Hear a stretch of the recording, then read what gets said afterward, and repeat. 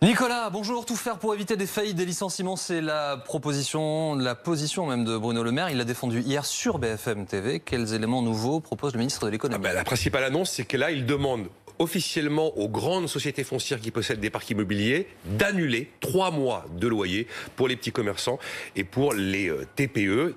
La foncière d'Auchan, qui s'appelle Citrus, est passée à l'acte hier en annulant 2 mois de loyer pour 3500 commerçants français. Une autre foncière, la compagnie de Falsbourg, a fait la même chose. Et c'est une vraie bouffée d'oxygène, ça, pour les commerces, pour les TPE qui sont tombés à 0 chiffre d'affaires en mars? Très clairement. Il y avait l'histoire des prélèvements obligatoires, c'était une bouffée d'oxygène. Là, c'est un vrai sujet. Il y a quand même 2 réserves. Bruno Le Maire peut faire pression, mais il ne peut rien imposer. Et puis on peut faire pression sur des grands, des Clépierre, des Unibail-Rodamco, bien sûr.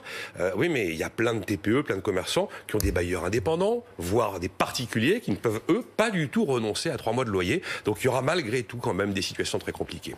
Bruno Le Maire qui voulait rassurer hier, quelles sont les autres pistes avancées? On a clairement senti que l'histoire d'annuler des prélèvements et pas simplement de les reporter, ça va aller beaucoup plus loin que le chiffre évoqué par Gérald Darmanin de 750 millions d'euros. Bruno Le Maire n'a pas donné de chiffre, il s'en est pas caché. Il y a des autres que les restos, les hôtels, la culture, l'événementiel. Il y a plein d'entreprises qui, en sortant du confinement, seront totalement incapables, même pendant 6 mois, voire 1 an, de rembourser le moindre report de prélèvement. Donc il faudra en annuler beaucoup. Il a aussi promis d'aider les entreprises les plus fragiles. Ah oui, ça c'est la sortie lunaire. Toutes les entreprises devront avoir un prêt. Alors, si votre banque vous a dit non, si la médiation du crédit vous a dit non, c'est l'État qui vous prête.